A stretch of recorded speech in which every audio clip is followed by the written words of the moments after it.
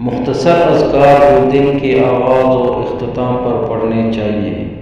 مشکل وقت میں، پریشانی، بیماری یا غم میں دل کو سکون دینے کے لیے دل میں اللہ کا ذکر کرنے کی اہمیت جگانے کے لیے سب سے زیادہ پسندیدہ ذکر استغفر اللہ و اتوب الیہ، سبحان اللہ والحمد للہ واللہ اکبر، اللہم اجرنی من النار، استغفار شریف پڑھنا چاہیے۔ اذکار سے رزق میں برکت ہوتی ہے۔ ایسے اذکار جو روزی اور سکون قلب کا ذریعہ بنتا ہے۔